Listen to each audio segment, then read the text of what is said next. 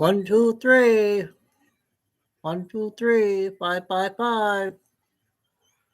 Hello, everybody. Happy Sunday evening. Hope everyone had a good weekend. Oh, boy. Sure, it's too quiet, Tim. You're the only one in chat. Where's everybody at?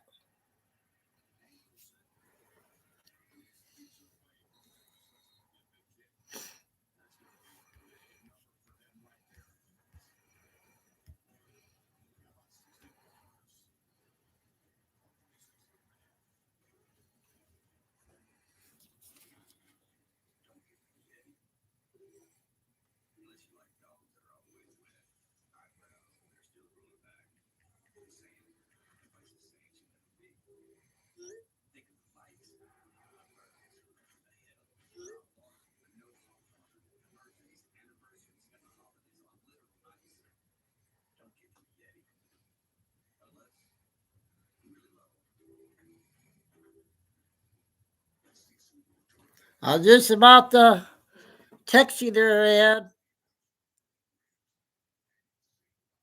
How's everybody at tonight?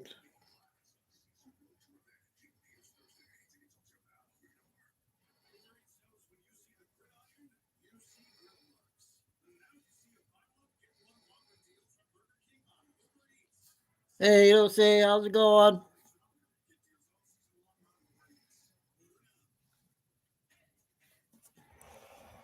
Clara.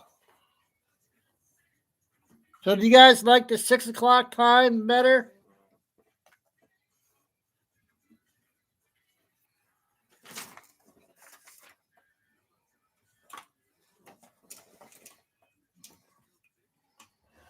There's KK. I'll let you be quiet, peace and quiet today for you, Kay. How's Ariella?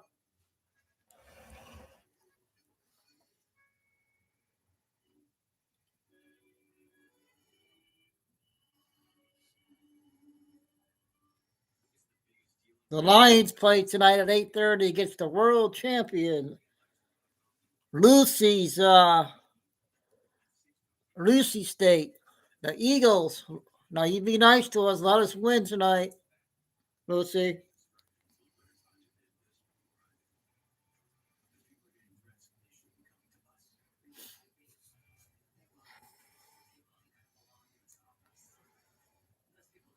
It's on NBC tonight at about 8:30. Chris.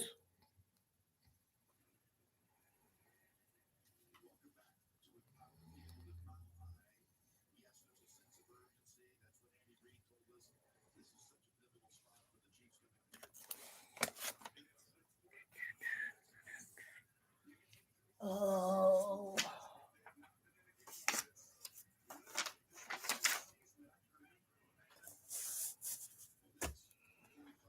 Carol's late again.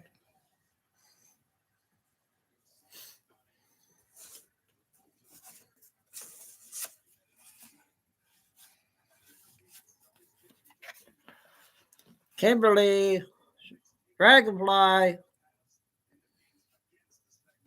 Starfire. I guess something happened in Chicago. JRL had something up there. We'll take a look at it here shortly. We'll look at a 5-minute clips from the breaking news stuff and then get to the intel.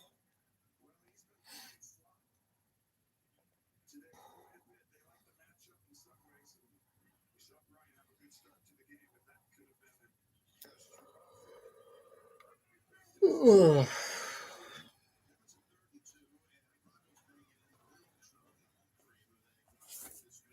I don't know. It's too quiet, you guys. It's too quiet. What's the date on the Julian calendar, Starfire?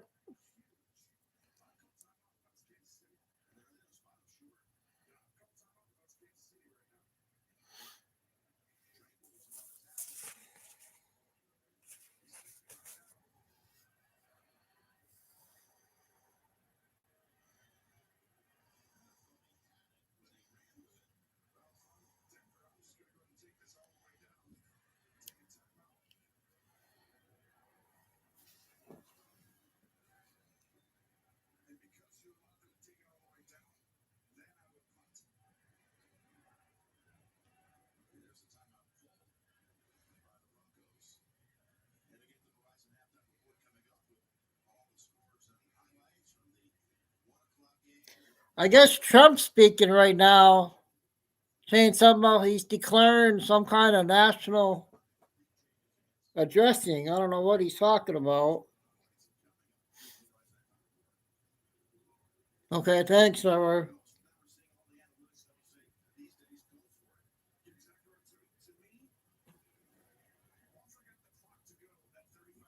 Yeah, hold on, I'll get it on.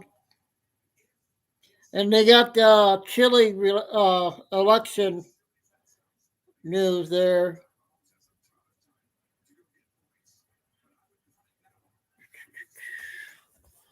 Oh, hopefully everybody will be getting in here. We're still missing quite a few. So we'll get you the breaking news stuff before we do the intel.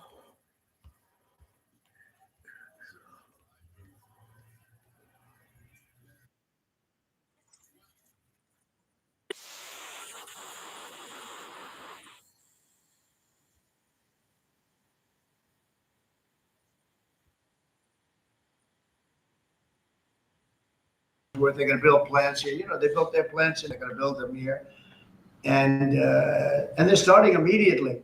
We have investment the likes of which this country has never seen already announced, and they all want to have news conferences. I don't have enough time to have that many news conferences, but I would say so far at least $4 trillion. $4 trillion is coming in. Car companies, very importantly, a lot of the car companies that were going to build in Mexico or Canada are now building here, because I don't want cars from Canada. I don't want cars from Mexico. They want to do it, it's fine, but I want the car companies to build here, not, they were building in Mexico, yes. 3 plants, big plants, in really big plants, and they were going to sell the cars right across the border. It's been a long we time, wouldn't have right? the jobs, we I wouldn't haven't have the seen profits, we wouldn't get the taxes, we get nothing. All we get is unemployment and empty factories. Those days I are lost over. my mother a year and a half ago. Now, My those dad 3 places are 2 going to build months here, but later. many more than that. We have a big one. Honda is building, just announced a really big plant in Indiana, great state, smart place to build. I'm hanging And in there, we have though. many car companies coming here. The It's steel keeping me mills moving are every going to be day. booming, And many other things come with that. But we need that for defense. There are certain things you have to have. You have to have steel. We would have had, if Yep. I didn't do A in my minute first over term, the million mark on the tariffs views. to stop the onslaught, because they were dumping steel in order to destroy our steel plants. If I didn't do 50% and even 100% in certain cases tariffs on steel, you wouldn't have a steel plant in the United States. And Biden was unable to get rid of those tariffs because they threw off so much money that his numbers, which didn't work anyway, because his numbers were terrible. What he did, the way he spent money was so horrible, and what he allowed to happen to energy. That's the other thing. Energy is going to be like it's never been before. Mr. Vice President is here. Do you have anything to say while you're here? No, sir. I'm good Vice President. I'm just here to watch the show, sir. Okay. I think airplanes are pretty cool, so I wanted to check this out. Airplane's cool. It is cool. Mr. President, what do you think China can do to take off the trade war at this point, though? Well, I'll be speaking to President Xi. I have a great relationship with him. We're going to have a very good relationship. But we have a $1 trillion deficit because of Biden with President Xi. More than that. I mean, I've heard $1.2 trillion. We have a deficit. And I've explained that to President Xi. We also have a problem where he's allowing fentanyl to be sent into Mexico and then cross the border and, killing. I think the number is much higher than the 125, 115 I think it's closer to 300,000 people a year. And so that's a problem. But they have a tremendous surplus against the United States, and we don't want that. Mr. President, why do you want to control Ukraine's power plant? A number of industries have come to you asking for exemptions on tariffs. Is that something that is under consideration by you? Well, people are coming to me and talking about tariffs, and a lot of people are asking me if they could have exceptions. And once you do that for one, you have to do that for all. So, I mean, generally, I did something interestingly during 2 weeks ago. I gave the American car companies a break because it would have been unfair if I didn't. And everybody said, oh, he changed his mind on tariffs. I didn't change my mind. I helped our, sort of big 3, big 4. I helped some of the American companies. And instead of taking it properly, they said, oh, he changed it. I don't change. But the word flexibility is an important word. Sometimes there's flexibility, so there'll be flexibility, but basically it's Okay, I think we reciprocal. had enough of that. So that if China's charging us 50% or 30% or 20%, and I don't mean China, I mean anybody, any country, Canada. We got a lot to cover. Nobody knows that Canada's Yeah, charging lots our to cover. dairy farmers. They have 270% tariffs. Nobody knows that. I'll see what else we got on YouTube. Oh, I want that 10-minute clip from Chicago.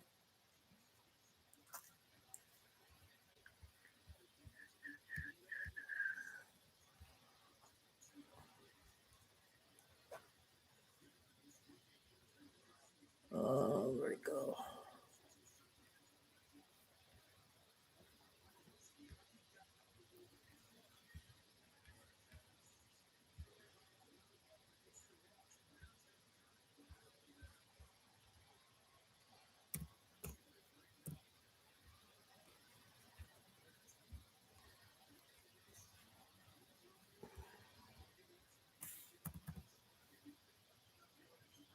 JLR.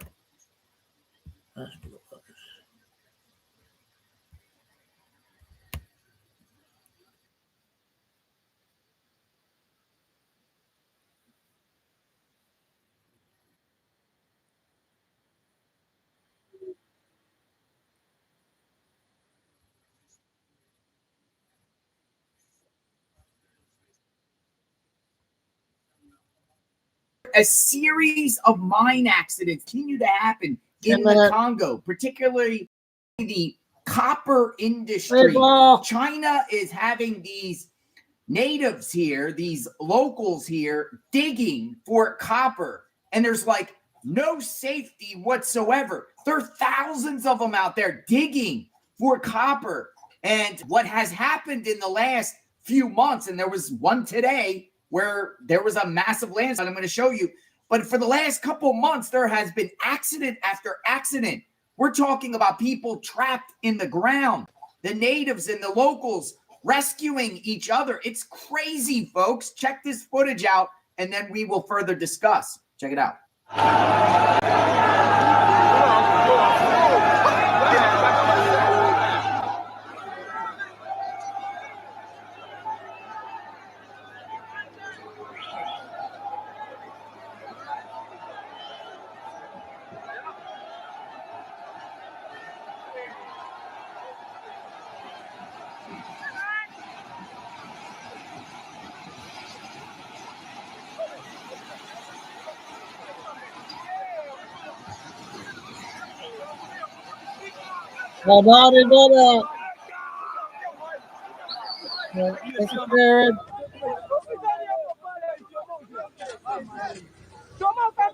What do you guys think of this?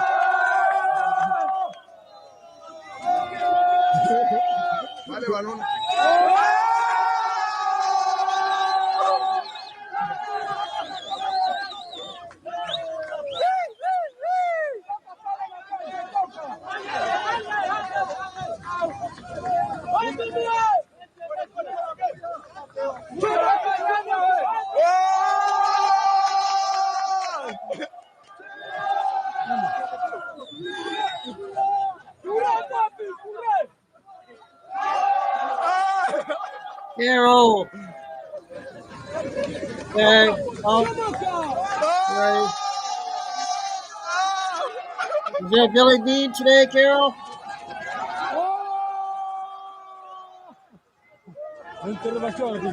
Vraiment.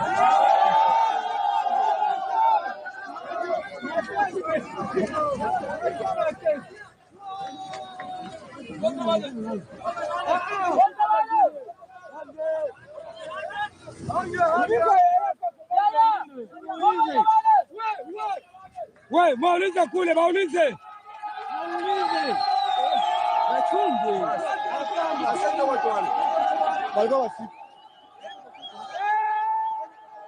Bote wale.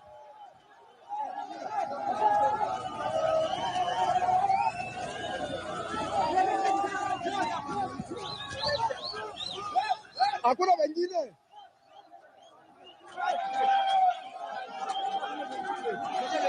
Wow. No vote. Manaya. Another day, another mining disaster in Congo, another acid spill, another Chinese mining company. We're halfway. This region, known as the Copper Belt of southern DRC and northern Zambia, is the bottom of the supply chain of all of your electronics, of all of the clean energy, green energy, AI technology. This is where it all starts from, and these communities are paying the price. Earlier this year, in February, I came to you with a story about how more than 50 million liters of acid waste had been dumped into Zambia's Kafue River by a Chinese mining company known as Sino Metals Leach. Now it's being reported that a Chinese-owned copper and cobalt mine in DR Congo has been suspended after a major dam collapse. The failure occurred at a facility belonging to Congo Dongfang International Mining, CDM.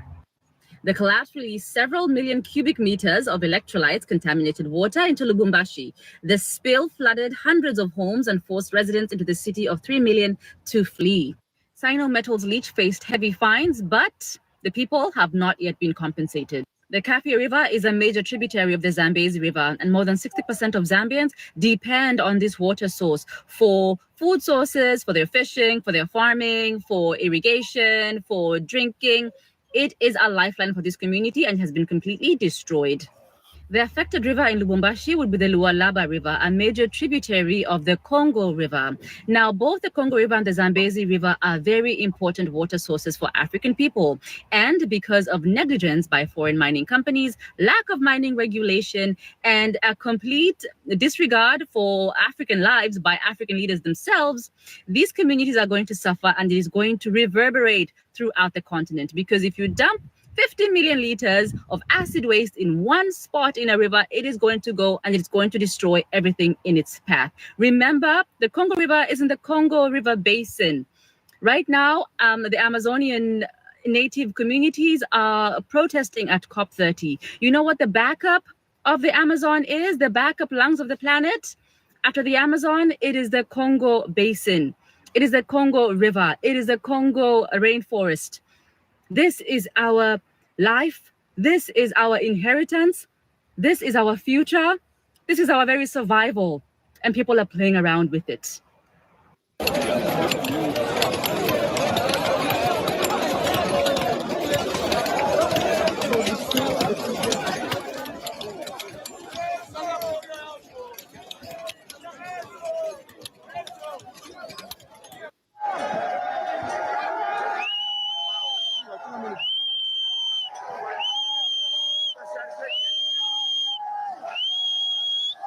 Ni cuivre, mu cuivre, papa.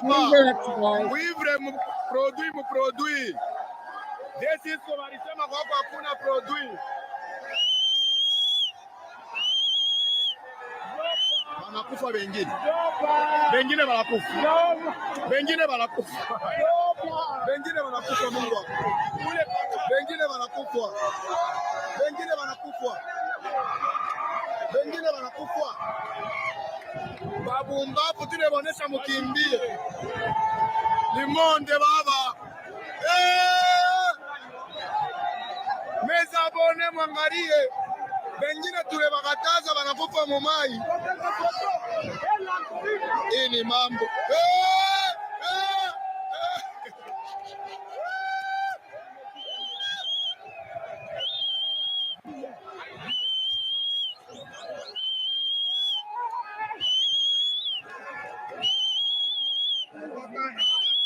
Okay, look for some.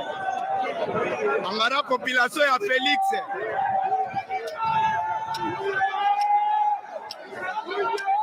Waza.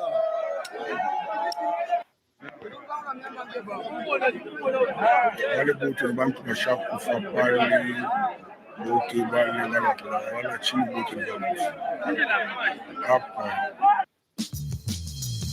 As more generative AI floods the zone, we're going to need to figure out ways to make sure. It's not over.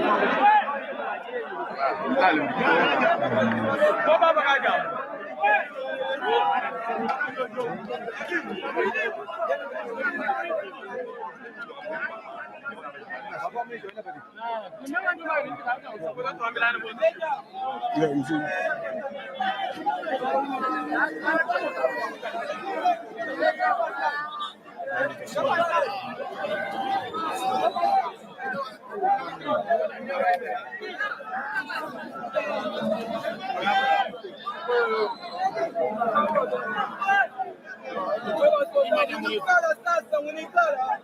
China's doing this. China is running the show and using these people, probably paying them bare minimum to risk their lives. This is nuts, folks.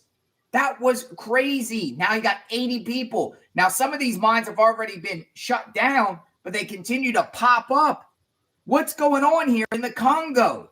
In the Congo. I just learned a lot. Just Google mines in Congo. Mine accidents, collapses, landslides. This is insane stuff. This wouldn't be happening. America's not running this show. This is China. This is for China. Copper for China. Scary, scary stuff, folks. Let me know what you think. What's happening with the Congo? There's people. Okay, that's the first big intel there. Let's see what we got on the live. Okay, I believe that was 2 days ago. Another mass shooting in another country. Hey, guess who's on, you guys? Wow.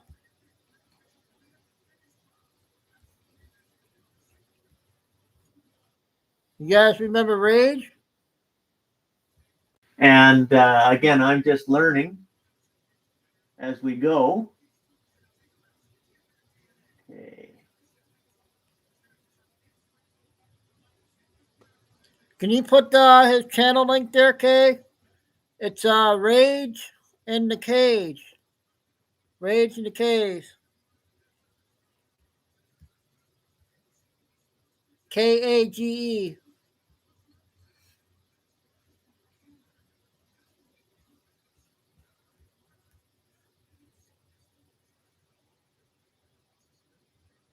Okay.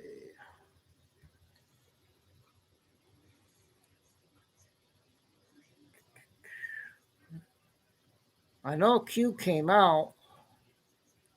Gotta find him.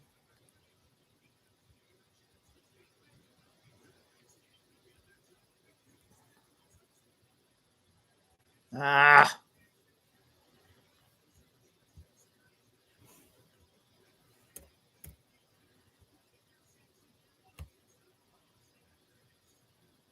Oh.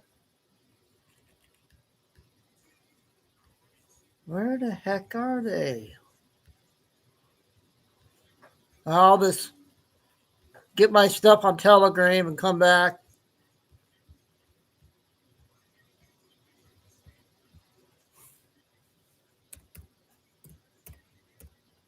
I gotta log into Telegram.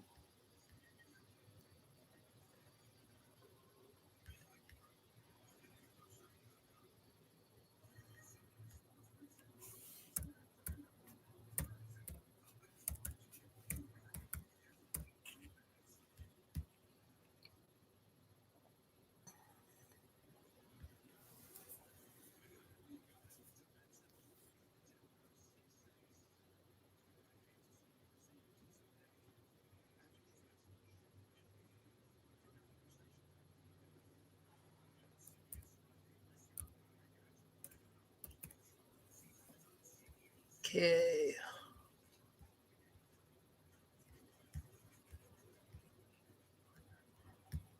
I'll play those later.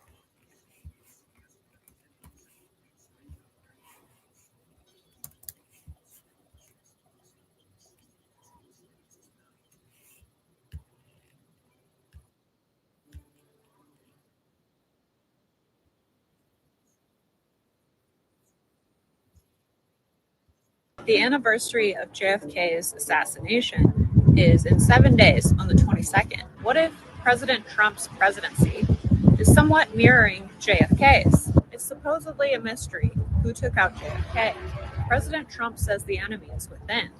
We'll defeat them, but they're not coming after me. They're coming after you, and I'm just standing in their way. That's all I'm doing. I'm standing in their way.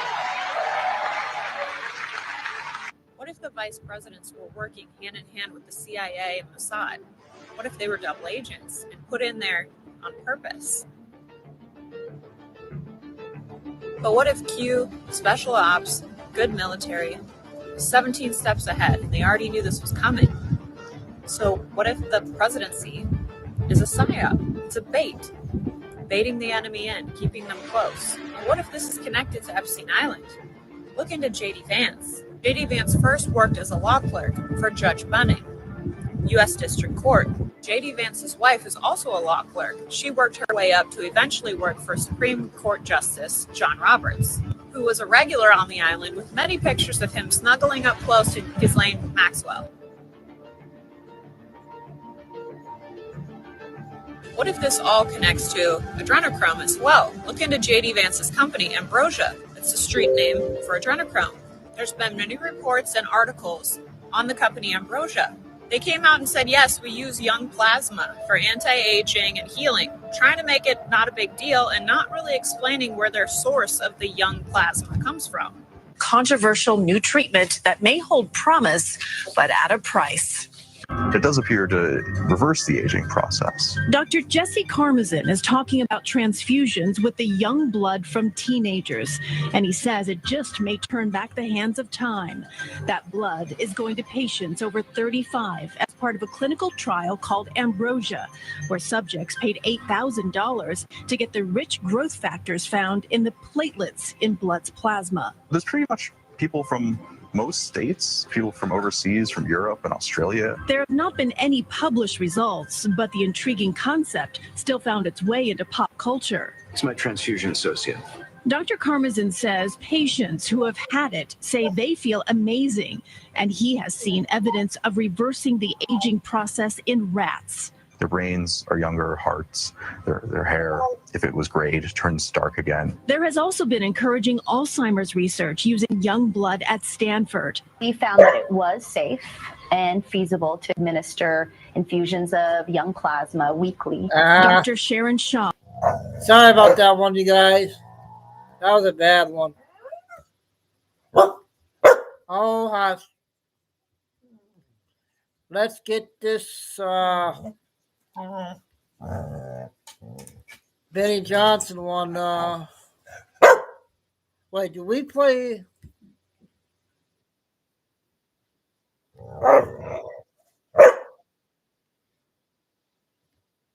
Wartime executive in an economic, informational, remember this and legal one? war to end central bank style debt slavery, economic, legal, even spiritual to actual people.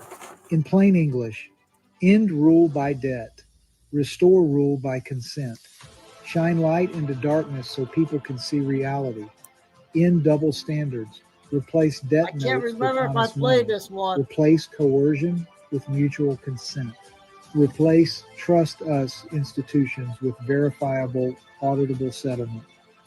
That's not just vibes. Some people We might can not track see it that. all through his actual moves.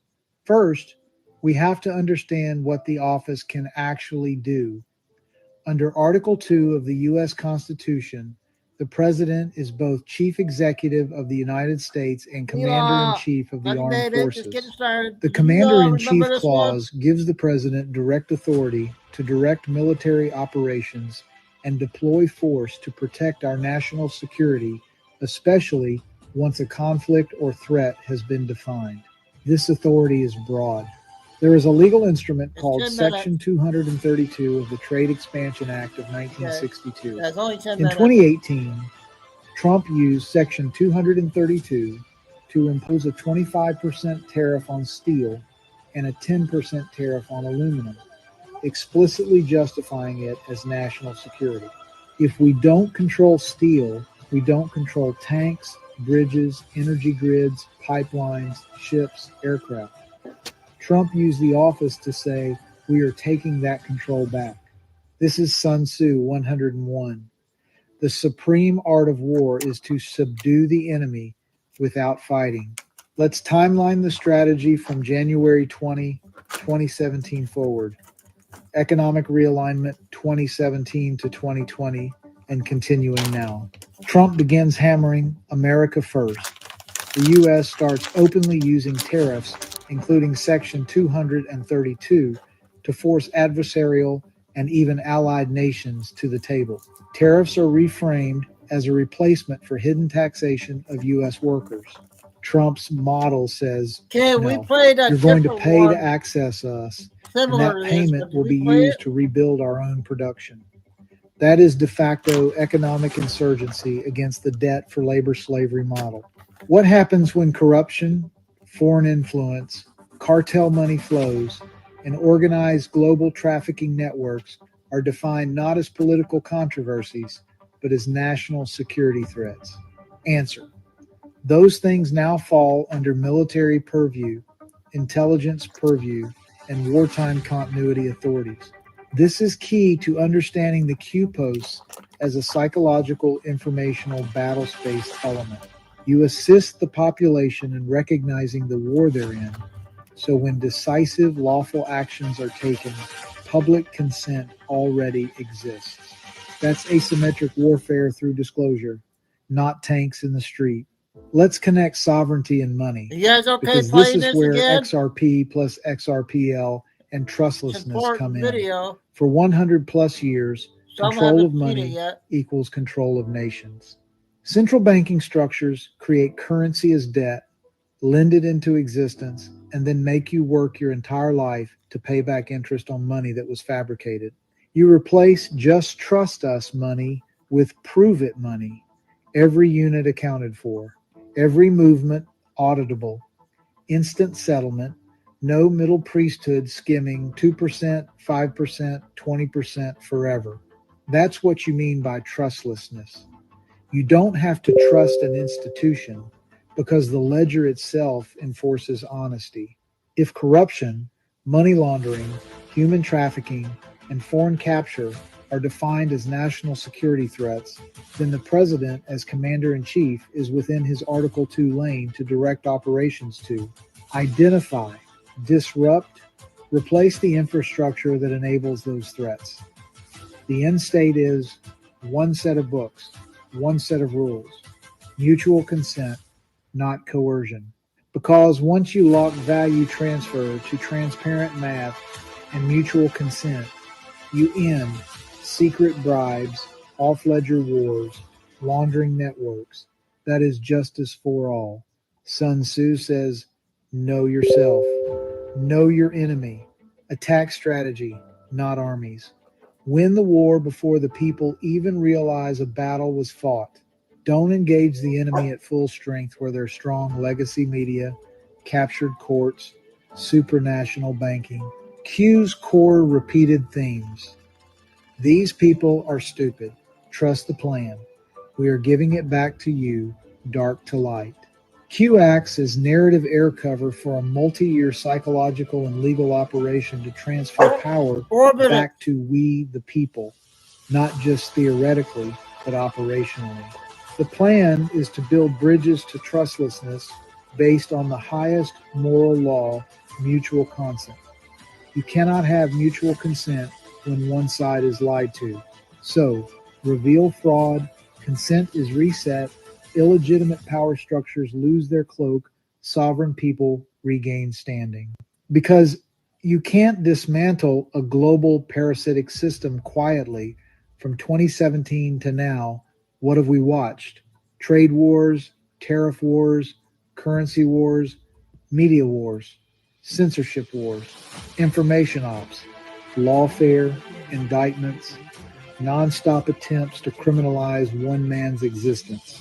When advisors and opponents are fighting in public about whether a president has plenary authority over the military domestically, they're arguing over, can the executive legally use military authority to restore order if civilian institutions are captured or corrupted?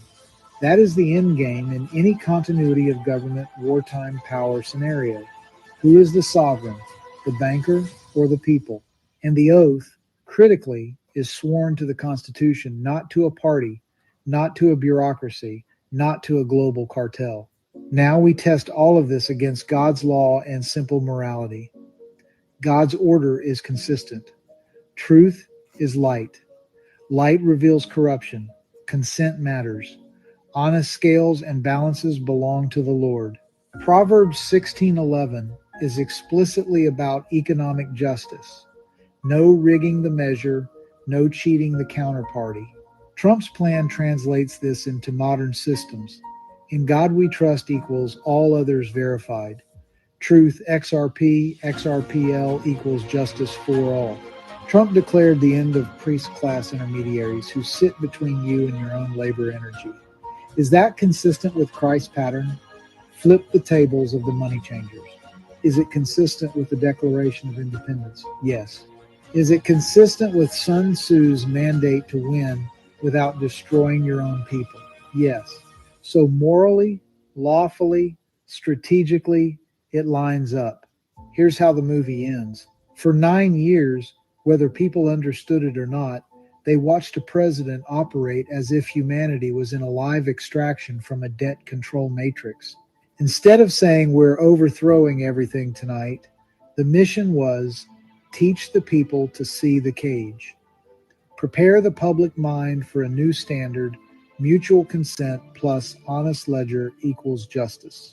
Because once we, the people, accept this standard, the old system dies instantly. Hey, I can't It cannot find none of survive those, man. universal transparency. You get tired, Trump's can you send me plan them? becomes a constitutional Good. reset.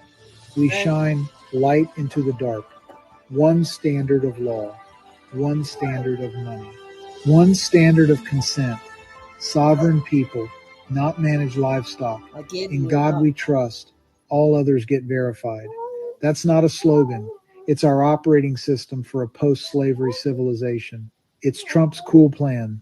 He's earned our forever gratitude. Okay, so I wasn't sure. Hey, Chico.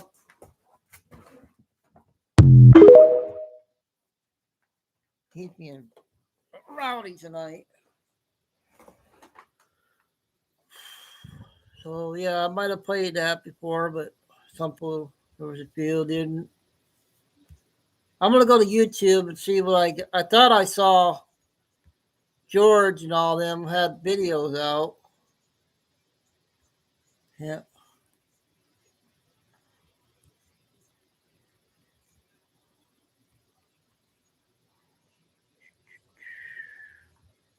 I'm looking at my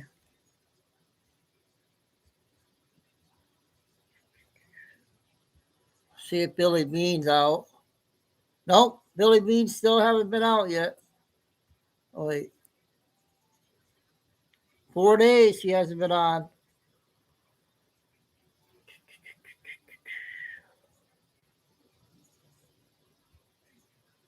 Where is he?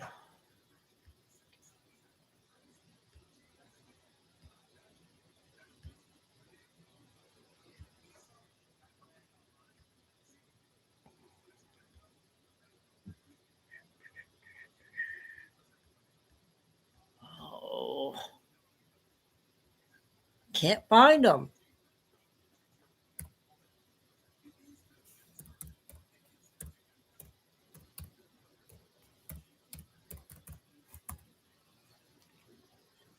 Oh, here we go.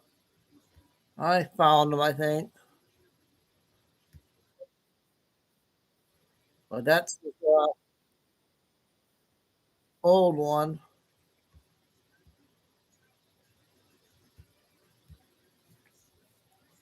Okay, this one was 4 hours ago.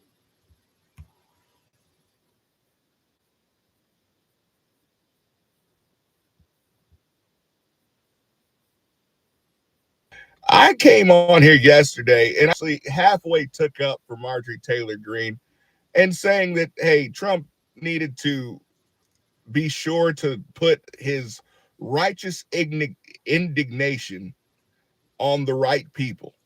And we should not be making enemies of each other. And I still stand by that statement. But boy, oh boy, Marjorie Taylor Greene took a bad situation and doubled down on it. So let me explain the way that I was raised. What made me the person I am today is there were 6 of us growing up, 4 boys. And if one of us got into a fight at the playground, as far as my dad was concerned, we better all come home looking like we were in a fight. You didn't mess with one and not get the rest of us. That was just kind of the way it was understood. Now, we might disagree with each other at home inside of the four walls of our house, but as far as family was concerned, we didn't take family business out on the streets. Now, we had our problems, but we always took care of family. Certain level of loyalty there.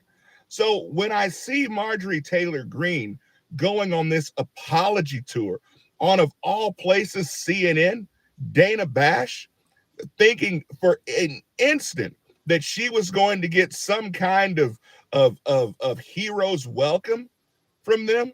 I mean, sister, go check out what happened to Liz Cheney when she decided to play this game. But to go there, of all places, and apologize using the name of Charlie Kirk, saying that she learned after Charlie Kirk's death that we needed to tone down the toxic politics. We didn't learn the toxic. We learned the toxic politics. We didn't invent toxic politics. I mean, I watched this woman stand up for America First. I watched her stand up for MAGA. I watched her stand up and say, we're not going to send billions of dollars over to foreign countries. I watched her stand up and say that we were going to put women's sports ahead of woke ideology. I watched her stand up for these things. So please explain to me what part of your message, Marjorie Taylor Greene, was the toxic politics. Please explain to me the organization used by the right to intimidate peaceful protest for people on the left. Please explain to me, what is our Antifa?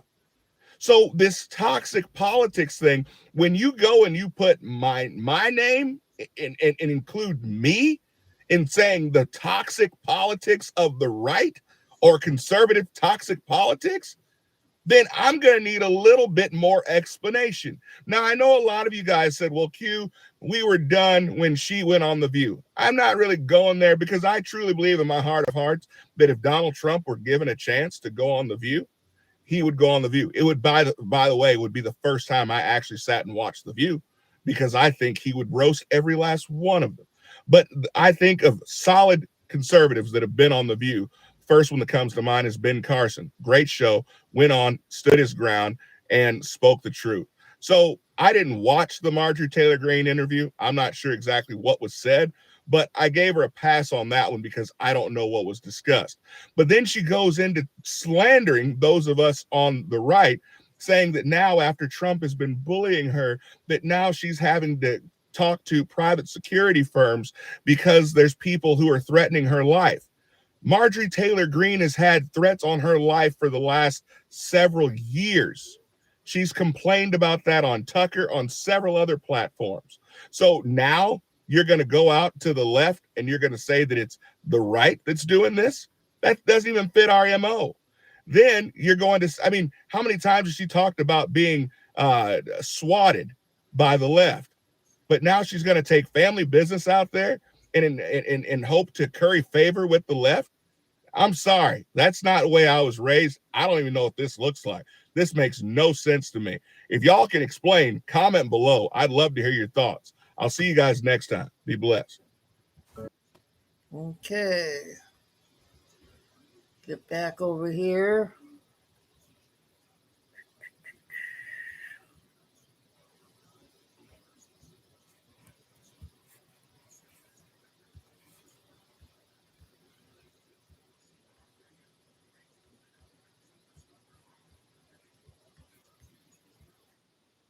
Grace on this one. Hold on. First and foremost, Zoran Mamandani, or however the hell you say your name, I rebuke you in Jesus' name. I rebuke your lies in Jesus' name. And I rebuke your false gods in Jesus' name. Moving on to the next thing.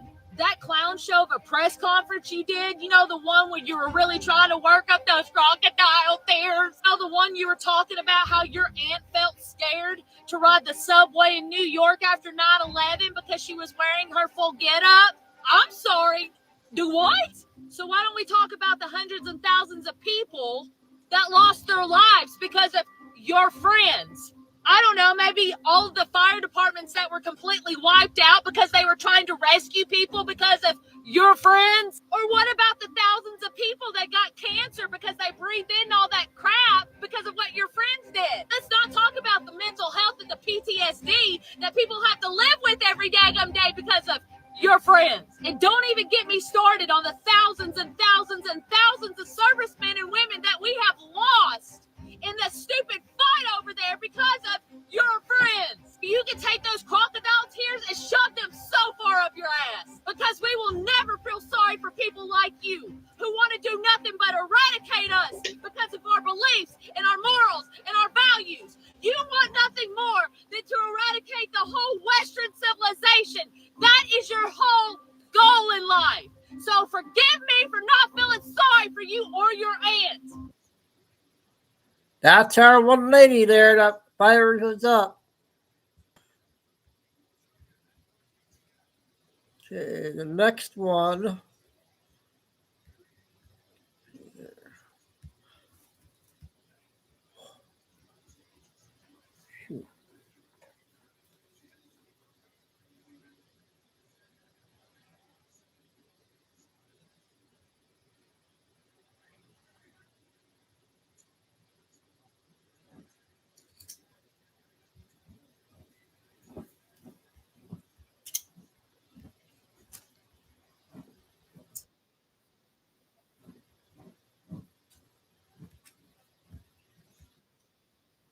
Late last night after attending Charlie Kirk's memorial. And there's so much that I can talk about the overall event. As you guys probably watched it on live broadcast or maybe on replay, you guys already heard all the stories. You've seen all the speakers. You saw Trump and his administration speak about Charlie Kirk, and all of it was beautiful. But here's what I will tell you that I took away from the entire event is how beautiful it was the moment that Erica Kirk went on stage and looked straight into the camera and said that she forgives her husband's murder. And truth be told, after that, nothing else mattered. Because what Erica showed on stage was grace and what true beauty looks like. That this is a grieving widow that lost her husband 2 weeks ago in a public, violent way, where thousands of people personally witnessed his assassination, and now millions of people have seen it because the video is floating all over the internet. All this controversy is surrounding Charlie Kirk's assassination. And yet, in 2 weeks, she was still big and bold enough to go on stage and tell everyone and declare to the world that she's not going to move forward without Charlie with bitterness and anger. She's going to move forward. Not in just a way that she believes her husband Charlie would, but having faith in Jesus Christ, knowing that we're all sinners and she's able to forgive the killer. And that honestly was the most beautiful healing moment that I think so many people needed to see. The bravery that she had to go on stage. And though she didn't have to, no one would blame her if she was bitter and pissed off and angry about the murder of her husband. But instead of choosing that, she chose the path of forgiveness, which to me, there are no words to describe how powerful that was. And I will be quite frankly honest with you guys. I'm seeing some pretty big content creators that after that speech, they still decided to say that they're going to be bitter and angry, and they hope for the death penalty of the person that killed Charlie Kirk, which I will tell you guys, it doesn't matter if it's Charlie Kirk or if it's someone that I personally know. Just being me and the faith that I have, I do not believe in the death penalty, because a part of the death penalty is, in a way, we are playing God. That's what murder is, right? We're not allowed to decide when someone is supposed to leave this earth. And so to me, I will tell you, no matter what the stance is, I will never believe in the death penalty. I'm not for it. I think someone staying alive after being convicted, being tortured in prison, and constantly having to live with the nightmare of what they did, if they have a conscience. Some people are just so cold-hearted and demonic that they don't even care. But I will tell you guys, it was so beautiful. And watching that speech from Erica and watching her say that she forgives the killer, it truly lit a fire in my soul that I've always had, but I think I forgot it because I was so impacted by all of the negativity that has been happening in the political world. I'm not a negative person. I'm someone that knows how to turn off the politics when it comes to my work and everything else that I do in my life that doesn't involve politics. However, I will say that seeing the graciousness that she presented, it just reminded me that I need to lean into that more. And I hope these big content creators actually wake up and realize that instead of saying that you're not going to forgive, you hope to see the worst happen to this person. I really do hope you guys have a change of heart and follow the lead like how Erica Kirk was able to forgive. Because if there's one person's word that truly matters right now, it's just Erica. And the fact that she chose grace over hate is exactly why I stand behind conservative value more than I stand behind the Democratic value. But us as content creators, and no way am I as big as some of these people with millions of followers, we are setting the example. And I totally get that sometimes you guys are tired of being the bigger person, but that was the reason why the conservative movement has been so powerful. It's because instead of fighting hate against hate, we fought it with love and acceptance, like how Charlie Kirk did it. And so to me, it was just a quick reminder to continue to fight with love and acceptance. I'm not perfect. I'm not saying I'm not going to call out loony liberals, because I believe loony liberals are the demonic people that are being possessed right now. But I will tell you, I need to be more gracious. And that is essentially what the entire event meant to me. It was a beautiful memorial. There was so many incredible stories about who Charlie Kirk was in business and outside of business. But I think the most important thing we need to get out of this entire event was the fact that Miss Kirk was able to move forward with forgiveness in her heart and truly be the word of what Christ wanted all of us to be. Okay, sorry if I replayed that. Some people might not have seen it.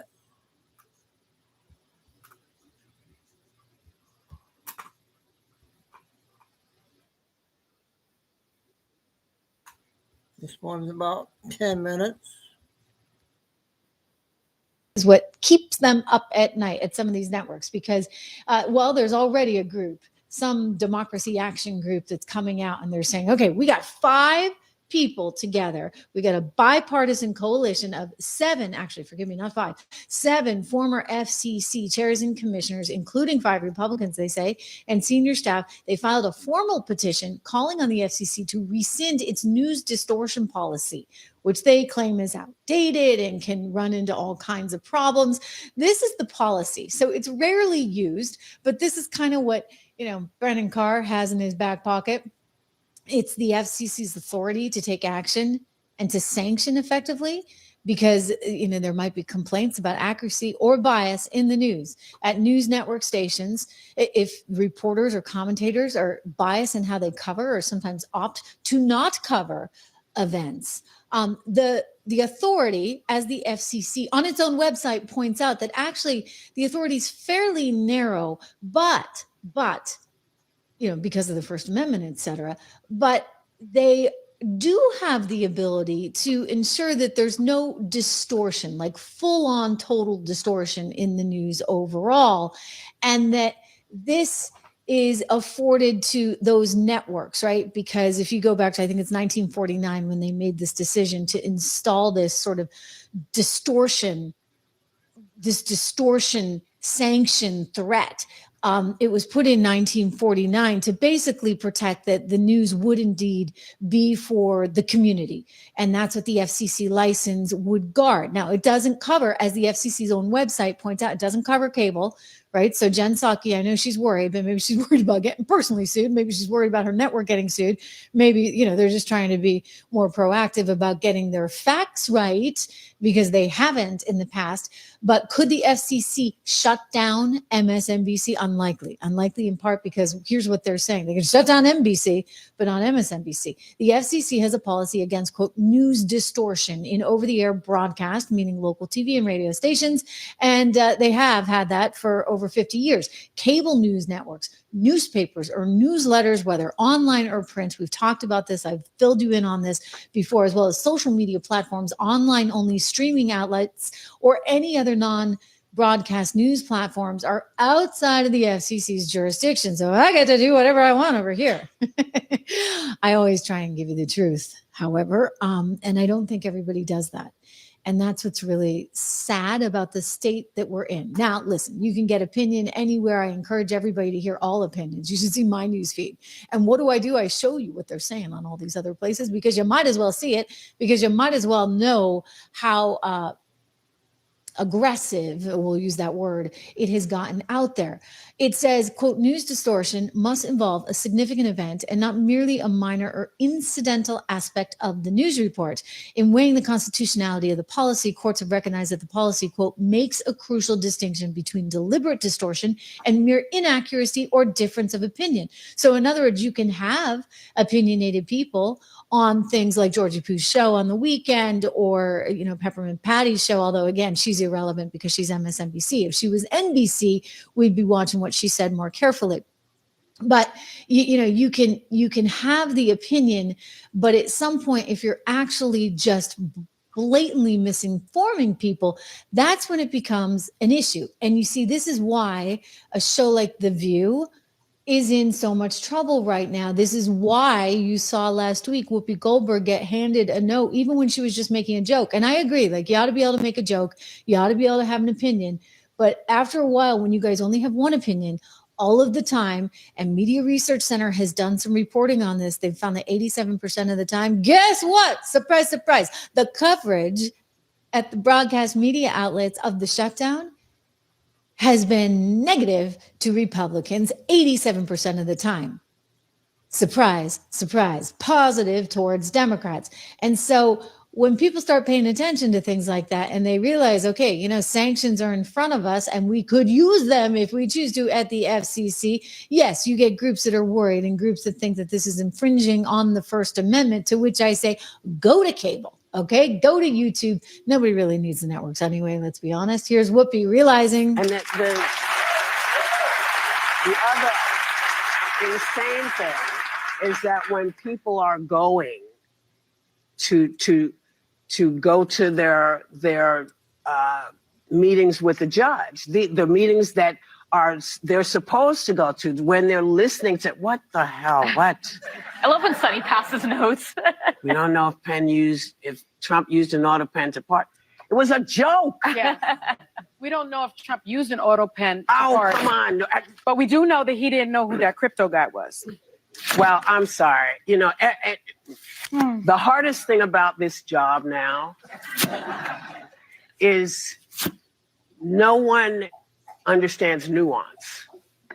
You know when you hear a joke, when somebody's fooling around, when they're not saying something specific, especially on this show. I'm very specific when I'm pointing stuff out. When I'm making jokes, you know when I'm making jokes. This is ridiculous. Really? Because, you know, I do recall she very seriously told us that a Black gay woman would be better off in Iran today than in the United States of America. That was not a joke. That was Whoopi's delusional God knows what. Okay, so in fairness, she's entitled to her insane opinion. We'll let that one go. What about when she kept saying, oh, you, the taxpayer, are going to pay for the ballroom. You're going to pay for the ballroom. When it turns out, I mean, funny enough, Comcast, you know, her competitor over there at NBC, they actually were paying for the ballroom, along with a whole bunch of other companies, including a lot of tech companies and crypto companies, et cetera.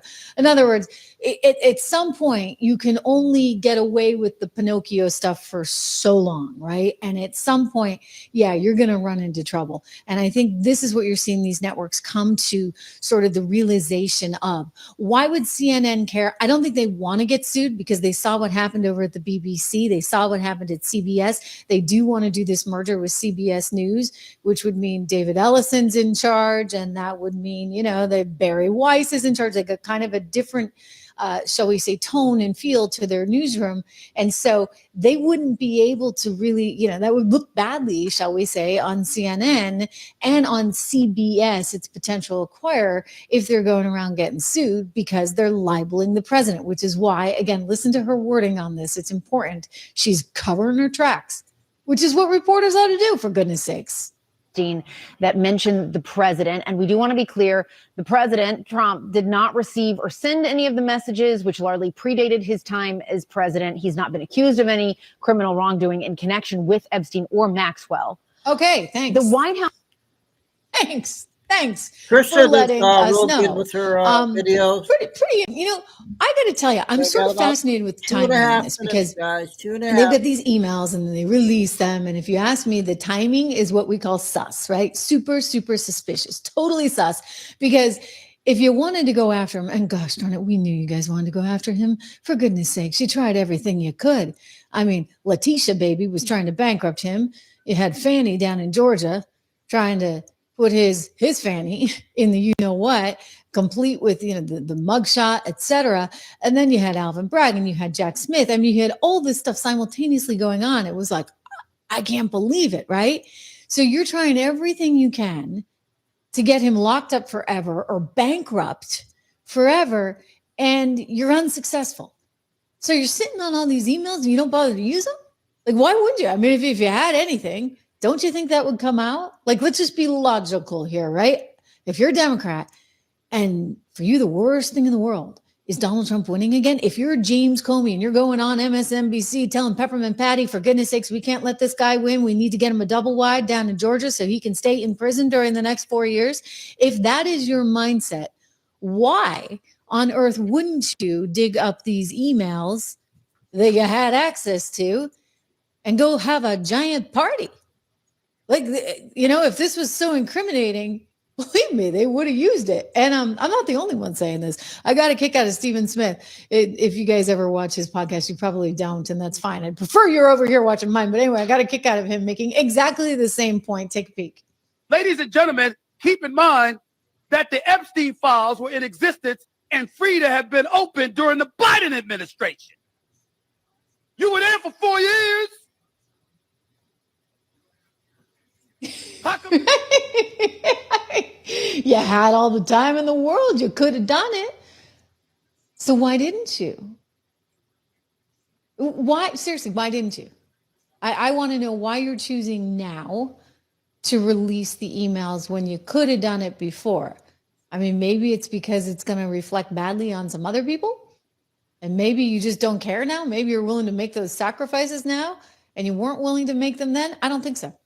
I think the reality is you knew there was no there. You did know that other people would get trapped up in it, including some of your own, some of your big campaign donors. So maybe you didn't have quite the incentive. And now you're just out of luck, right? You got such a disarray, if you would, for your overall party that you're like, okay, what the heck? We're going to throw something at the wall to see what sticks. Okay, that was Trisha. I got a couple of photos here I'm going to show you guys.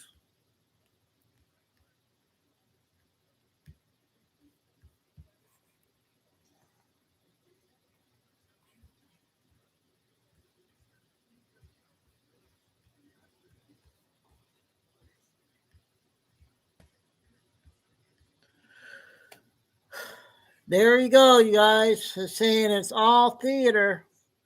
That's the signal. I don't understand why they would do that.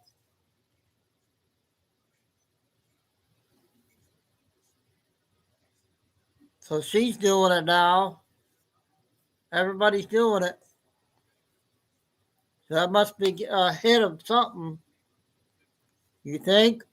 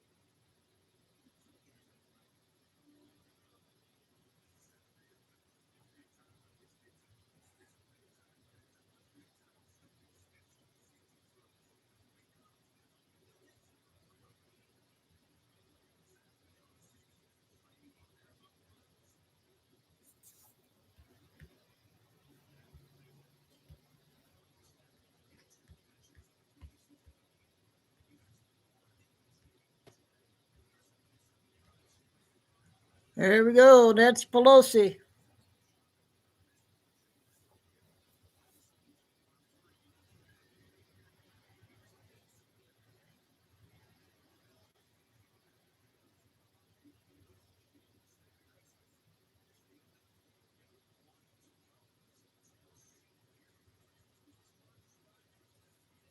I got two 2-minute videos coming up.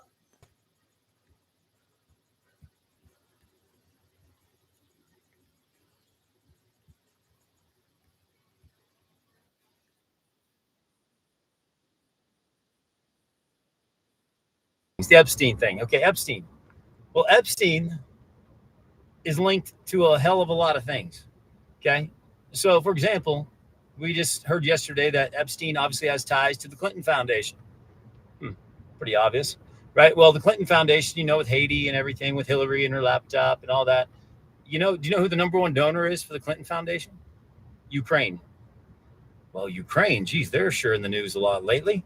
In fact, we got like everyone, a lot of things coming out exploiting how there was never a war in 2020. It was an operation to take out biolabs, laundering systems, and trafficking programs, all set up by yours truly, Obama, all the cronies, Hillary. Then we got Zelensky over there. That's like, what do I do? What do I do? I'm a puppet. Hey, start World War III. Okay, I will ask for missiles. And this guy has no idea what he's doing, but he's doing what his puppet master tells him. So you think about the connections with Epstein, you can't bring information out because it sacrifices other parts of the mission. We're still exposing Ukraine. We're still exposing all of the Clinton stuff. It's coming out with Russiagate, with Obama. They're all connected. Meanwhile, you have Trump over here who's like, hey, I'm giving everybody a dividend check. A dividend check is a repetitive check, like every quarter, whatever. How's that money coming in? Oh, wait, ERS, the tariffs, all the trade deals. He's brought so much money back into the country, it goes into a pool, and he can give it back to the citizens, not the illegals, the citizens. And then guess what? You have no need for the Federal Reserve. Now, what about these mortgages and all these things? It makes no sense with the rates and stuff.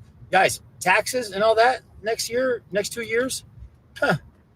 Oh, man. With the Federal Reserve gone, you don't need the IRS. Let's put it that way. So it's about the Treasury. The best is yet to come. You got to see through the veil. And the news ain't going to tell you the truth. We are the news now. Yep. Love We're the news now. Yep, that guy's good. I got another one.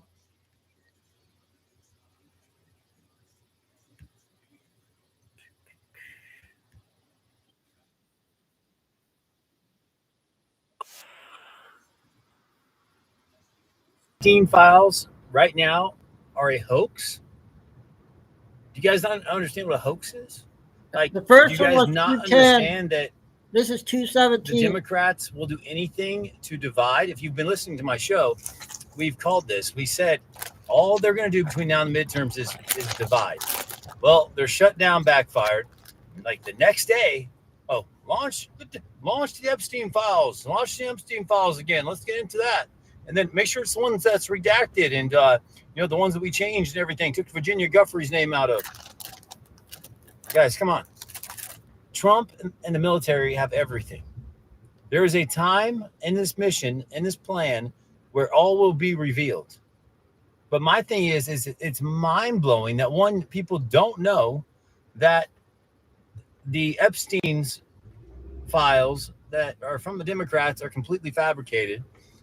And two, why are you so focused on the Epstein files? Yes, the lives that were hurt absolutely are important.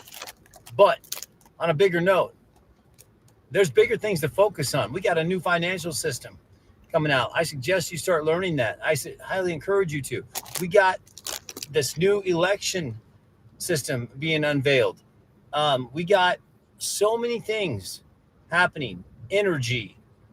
I mean, it's unbelievable. And the people just want to go to work in the Matrix, have fun, go out and party and go to all these football games. And then Epstein files. Oh, man, Epstein files. I can talk about that. Yeah, I can talk about that. Yeah, you better arrest some people right now. Well, listen, it's not your timeline. It's not your timeline, and the arrests will come. Most have already happened, but they'll be shown to you. And in the meantime, I would take care of your health and learn the new financial system and let things play out, because it's going to come out. But they want division. They want deflection. It's the literal game of the left. Don't let it get to you. Okay. That was two good ones.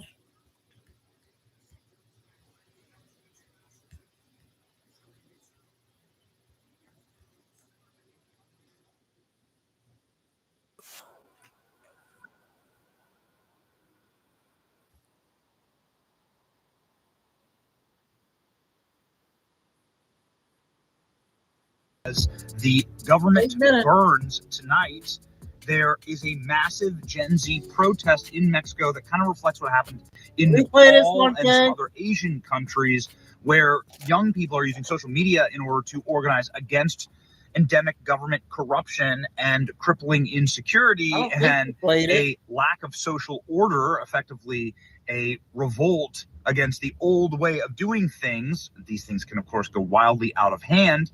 There's no telling exactly how authentic they are, but nonetheless, this one in Mexico seems to, at the very least, have a good heart to it, right? What are they protesting against?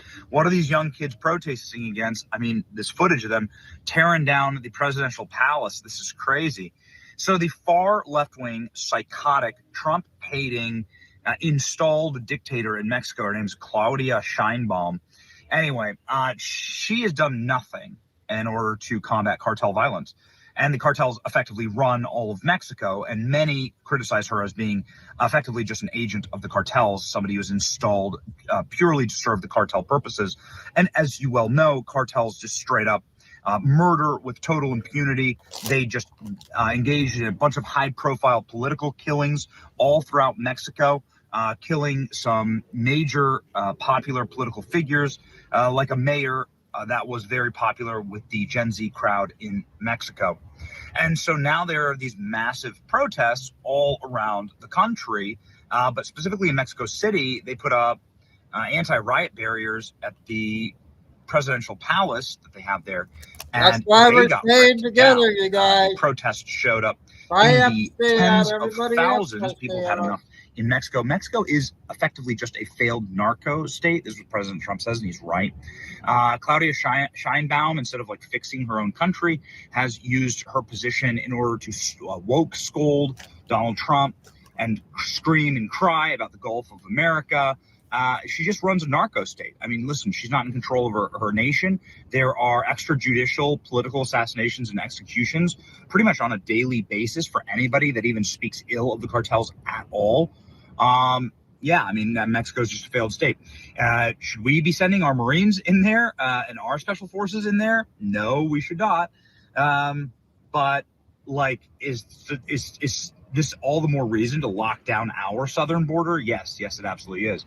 What's going to happen in Mexico? Well, you know, they were able to successfully flip the governments of Nepal and were able to like frog march out the prime ministers, right? I think they were able to do this also in Bangladesh. And so this is certainly not the first, and I doubt will be the last of the brand new Gen Z protests all around the country. Now, what is this as it pertains to America? I've been preaching for a very long time. You need to take care of young people. When young people feel like the ladder's been pulled up, like the door has been closed by their generation, and that they are just simply going to inherit slavery, then they're going to revolt. This is what's happening. When young people feel like there's no access to any opportunity for them, when they feel like there's no security, when they feel like the gerontocracy, which is the rule of the old, has simply served themselves and has passed laws and regulated for their own wealth and keeping young people out, then what's going to happen is, well, I mean, I'm currently in a tunnel in New York right now. What's going to happen is what happened in New York. Young people are going to get desperate. They're going to turn to either socialists or MAGA or America First, and we want it to be MAGA, right? There's a way to actually vision cast incredible American dream for young people here in this country. I don't want to see protests like this in this country. Now, what this is being, I mean, the way to frame these as you watch sort of the footage play is these are framed as right-wing protests. So it's conservative protests against a left-wing government. It is a very far left-wing government in Mexico. This is sort of how it's been framed also around the world. So I just don't know who's funding it. There's a lot of like questions about who's funding these things. How are they getting off the ground? Is it like foreign influence? Is this just like influence? Is this our CIA? You have to ask these questions. But ultimately, Mexico is a failed state. I mean, I have no idea. I have no evidence that this is some type of nefarious open society or George Soros or something, someone else funding this for some nefarious reason. I don't know. I know that based on all of the available reporting that we do out of Mexico, that these young people have every right to be pissed, have every right to be upset, and to believe that their government has totally and completely failed them. I don't want this to come to America. This is why I preach about housing so much, and opportunity for young people on our channels all the time. You have to take care of young people. You have to provide opportunity for them. Gravity. Or what if we mixed Fireball with Apple? Fireball, Blazing Apple. And if they feel like the letter's been pulled up in front of them, then they're gonna eventually snap. And that's just what always happens. And so, like right now, like this is the moment. Like care and take care and set about policies and agendas to provide for young people, because it's worse out there than it's been in my lifetime, I think, for a young person. When it comes to job market, affordability crisis, when it comes to the prospects after graduating, the horrors of student debt, all of it has been terrible. So I don't want to see that happening here. I can see them almost like trialing, if you want to take a nefarious viewpoint on this, you can see them trialing this stuff in order to do it here in America in 2028 or even before in the 2026 elections. And I don't want to give them a reason to. So take care of young people. Anyway, here's the reporting, ladies and gentlemen, out of Mexico City. It's not a pretty picture there for the government, and it doesn't deserve to be. They're a failed state. Okay, I just want to bring you some pictures that are coming to us live from Mexico City. Now, what is happening here is a protest that is ongoing against corruption and crime. This has been organized by people, young people identifying themselves as Gen Z. You can see there many hundreds of people gathered there. There has been use of tear gas in previous shots. Now, the president, Mexican President Claudia Sheinbaum, has criticized this march.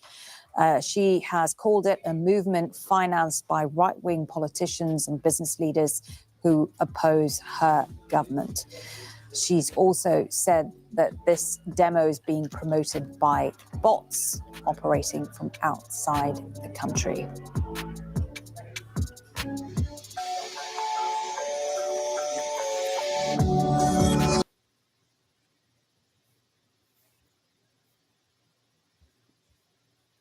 Okay, that was not sure if I played that one or not.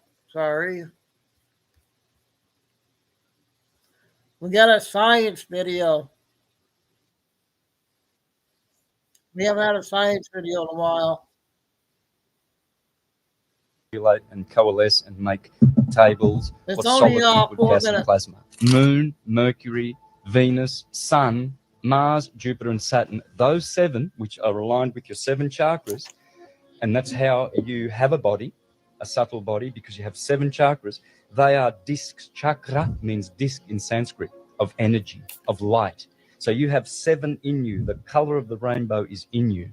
The bottom one's red, the top one's blue. Red shift, blue shift. Red pill, blue pill. Roses, red, violets are blue. Red siren, blue siren. Red tap, blue tap. Because those colors, so your torso is a torus field.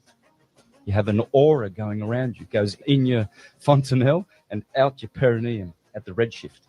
So your torso knows about red shift, blue shift. The red chakra has 4 petals in Hindu. They say 4 petals. The orange one above has 6. The yellow one has 10. The green heart chakra has 12. This one has 16. The third eye has 96. Top one, indigo, a violet, has 1,000. When you add all the 6 bottom ones, you come to 144. Thank you, Bible, Revelation 14. When you multiply with the 1,000-petaled lotus on the top, the crown, Kronos chakra, then you get 144,000, the magical number. It's in you. It's in your chakras. Why has the bottom one got 4 petals, and which is red, and why has the blue chakra got 16 petals? Because they're telling you it has a higher frequency. And if you get a blue laser opposed to a red laser, which one is going to burn you more? A minute and Which a one's half more left. powerful? Red or blue? Blue. In Another Revelation video 14, it coming says, up. And the holy ones, the 144,000, stand upon Mount Zion with the Lamb of God, and they sing a new song. That's the same thing. They're telling you how you can raise your consciousness from survival, sexuality, and power to heart living, speaking the truth, and the head, heaven, all is atum. So when you climb through those chakras, when you raise your energy level, the capacitance of each chakra is more, like your lasers, is higher. So your spirituality is higher, right? And so what happens is the mountain that the 144,000 are standing on, that's your vertebrae. It's called Mount Meru. And it's in the middle of the disc flat earth, Mount Meru. It's called Merudanda. Your spinal column is called Merudanda. It's a mountain. And on top of the mountain is the Lamb of God, Aries, my sign. Aries is the cerebrum, the cerebram, the Ram of God. So the Lamb of God is standing upon Mount Zion, your vertebrae, with the 144,000 singing a new song. Why is it a new song? Because your consciousness is different there. Your full magic, magnetic power. We're just waiting for that to happen. But we have to do the good works. Moderation, no addictions. If you go to Wikipedia, which I'm in now, and you look up under Saturn, in the first sentence, it will tell you that Saturn is a gas giant. And then you go to Jupiter, and it tells you that Jupiter is a gas giant. Yeah. Then you ask what the sun is. They say it's hydrogen and helium. Well, that's gas. So, I hope that one was all right.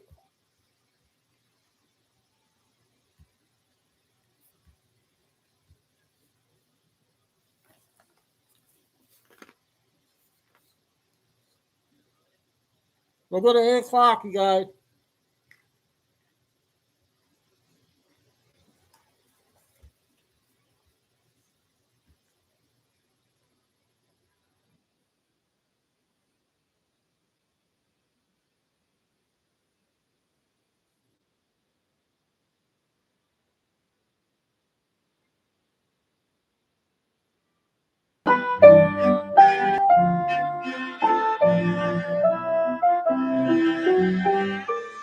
What's up, guys? It's Benny. New York City, New York is where I've just returned from. I just landed at the airport, actually back in Florida. It's wonderful to be back.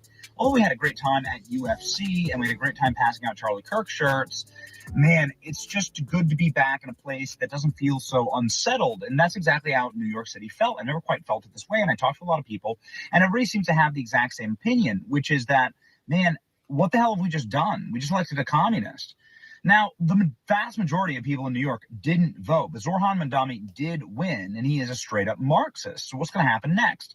Nobody's quite sure, but everybody that I spoke to says the same thing. They expect life is going to get worse. They expect the taxes are going to go up, that people are going to leave, and that you're not going to be able to see a New York that has sort of a golden age under socialism and communism. And what I think is very interesting is that Zoran Mandami moment is going to be a major testing ground for whether socialism can actually work here in America as a durable policy. And of course, it won't. But we'll see how spectacularly it fails, and whether New York City, with the incredible amount of gifts that it has, like all of the tourism base and all of the financial institutions and Wall Street and everything like that, if it can sort of support, like on life support, like this version of socialism.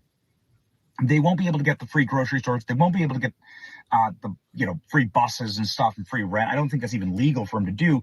So he's already lied to the electorate, and it's never a good look.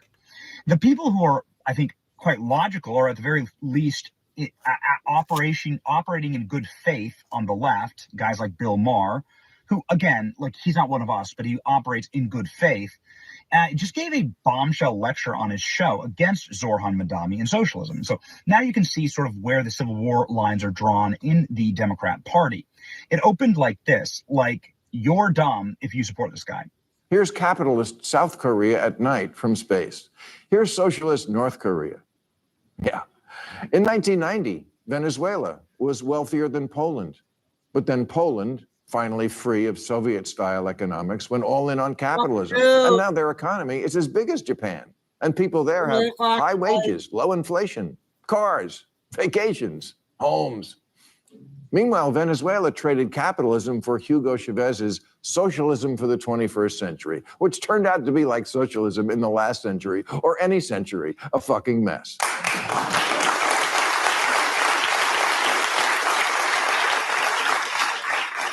It turned one of Latin America's richest countries into one of its poorest. Low wages, high inflation, shortages, outages, 8 million people fleeing. If you think New York can somehow reinvent this wheel, you're in for a rude awakening.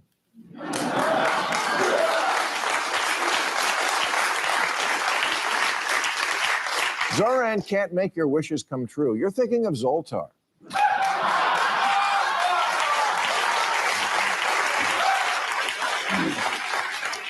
Then Bill Maher goes into the reasons why young people are voting for socialism. And I completely agree with this. The future will either be MAGA or it will be Mondami level communism. Young people don't feel represented at all in our current economy, in our current nation, and certainly not with the future of America. Here we go. Problem is, Gen Z thinks socialism's wired and capitalism's tired and billionaires are what's for dinner. And who can blame them? If you're 30 and still sharing a bathroom with roommates, capitalism isn't working for you. People will reject any economic system where there's strange hair on the soap.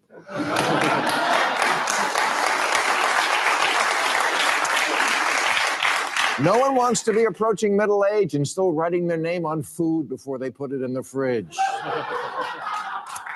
So they're quiet quitting capitalism and texting socialism that they're down to fuck. Thing is, socialism will fuck you because socialism, to put it simply, just doesn't work and has never worked, like Kevin Federline.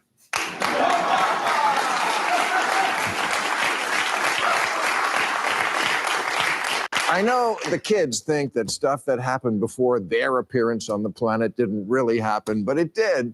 We've run this experiment many times, and the results are always obvious. And then Bill Maher saves his most scathing rebuke for the actual Democrat Party, saying that the reason why we're here is because you guys suck at your jobs. It's either defund the police or military in the streets. Either MAGA's crypto crony capitalism or city-run grocery stores. No, I don't want that. I want a Democrat who reassures me if you like your Whole Foods, you can keep your Whole Foods.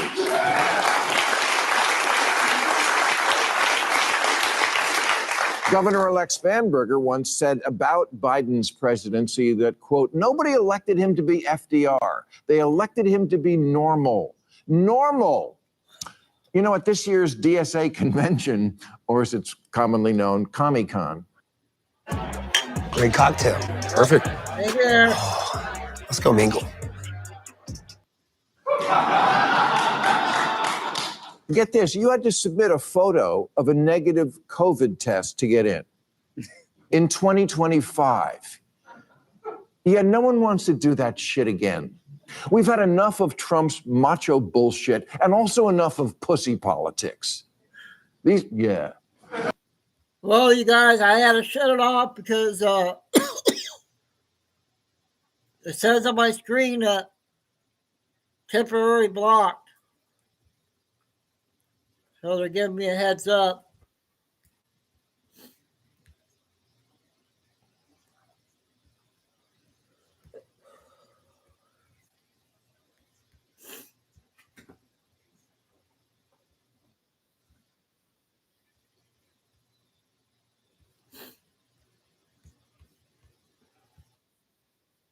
Never thought I would see in my lifetime. No, agree. the network didn't run out of adjectives for a threat to democracy, but close.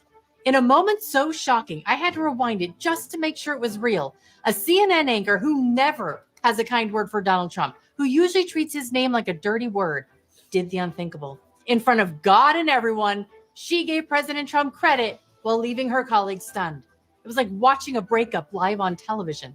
And it's not just CNN anchors going rogue. Stephen A. Smith absolutely lost it on the Democrats this week. He called them out for straight up lying about who's responsible for the Russia-Ukraine war. He wasn't calm. He wasn't careful. He went off the rails.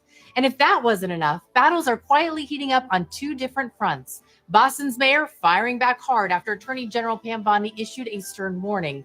And then across the country, voters are pushing back on Gavin Newsom's $235 million gamble that could change everything. You know what might be President Trump's most underrated achievement? Forcing the Democrats into complete radio silence on actual policy. I mean, have you heard one coherent idea from them since 2024 other than Orange Man is bad? They've got nothing. Zip, nada. And if I missed something, please let me know down below. Even Hollywood's starting to snap out of it. Chris Pratt, yes, Star-Lord himself, was on with Bill Maher, and listen to this bit where he talks about RFK Jr., who happens to be a friend of his. There's certain things that he oversees that seem to be supported in a bipartisan way, like getting terrible toxic stuff out of our kids' food. I think that's a great thing. And so if you do that, that's amazing. I'd hate to be so mired in hatred for the president that any success from his administration is something I'd have an allergic reaction to be like, oh, well, if they do it, I don't want it to happen. I'll put Clorox in my children's cereal myself. It's like, come on, be reasonable here. There's certain things that would be a good thing to have. I want them all to be successful. Chris Pratt, he deserves an Oscar, not for acting, but for saying what millions of Americans are screaming at their televisions every night. Can we please stop being allergic to basic common sense? And let's be real. If Trump cured cancer tomorrow, half the left would fire up a GoFundMe to bring back tumors. I mean, that's how far gone they are. And if you think I'm exaggerating, buckle up, because even world leaders are now admitting what our own media won't. President Trump is making real progress in the Russia-Ukraine peace talks. I'm going to show you the media's reaction on the other side of this clip, but here's what world leaders are saying. In the past 2 weeks, we've probably had more progress in ending this war than we have in the past 3.5 years. And I think the fact that we're around this table today is very much symbolic in the sense that it's Team Europe. I can't remember.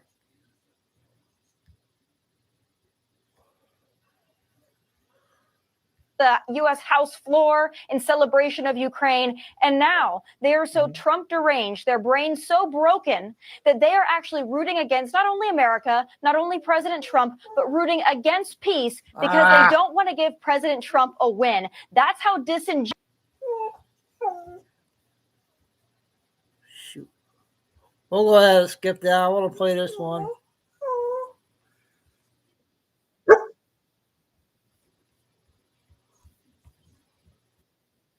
For the Dirkers in the way back. Will never, ever bow, bend, shrink, or soften my faith for nobody. Not a politician, not a movement, and especially for a false god named Allah. Because, honey child, the only name I kneel for is the Lord Jesus Christ himself, who is the King of Kings, the Lord of Lords, the Alpha, the Omega, the beginning and the ending. The one who conquered death and holds my eternity. Y'all can sit out here and try to pressure people, intimidate people, cancel them, threaten them, do whatever you want. Because my faith and my family's faith is not for sale. Our souls are non-negotiable. You ain't going to catch me out here trying to hide my faith just because I make somebody uncomfortable. You won't see me whispering the name of Jesus like it's something to be ashamed of. Not today. Not tomorrow, not ever. So if the rest of you little sheep want to bend a knee and bow to a false god and a false doctrine, well, you can best believe I'm still going to stand 10 toes down for my Lord and Savior. And let me just say this, if it ever came down to it, I would rather lay down. I'll probably go to the 2 hour my Lord and Savior than betray the one who died on the cross to save me. I don't fear backlash. I don't fear your threats. And I definitely don't fear this world. Because this world didn't save me.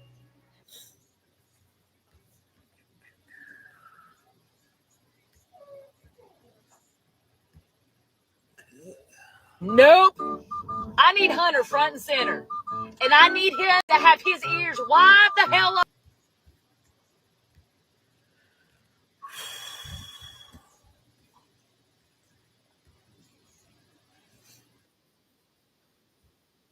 Minutes 40.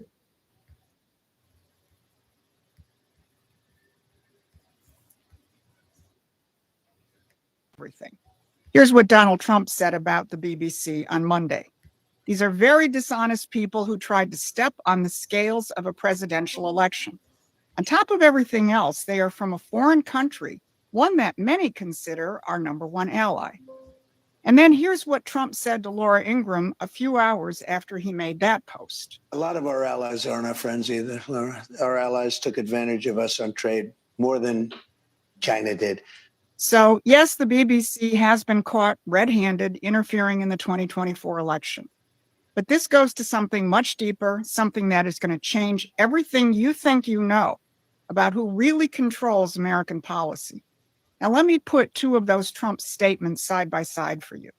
Speaking out about Britain, notice that he called it a country that many consider our number one ally.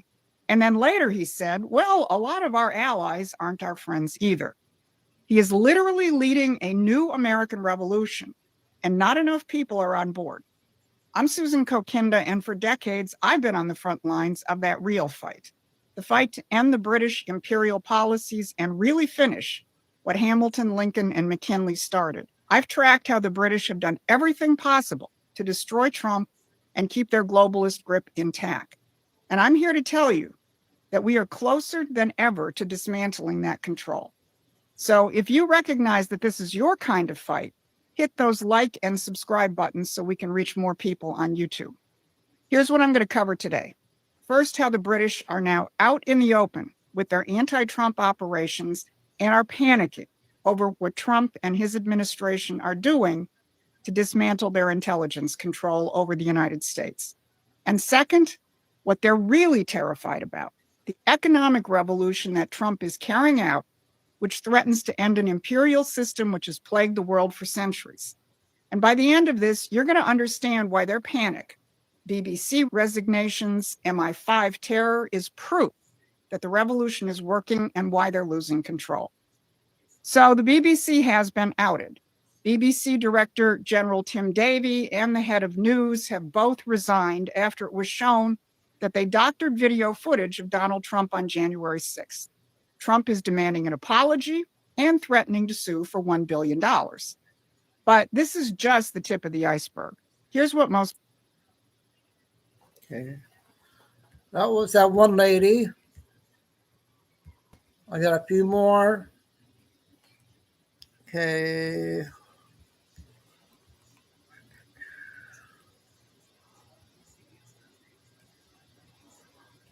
Let's play.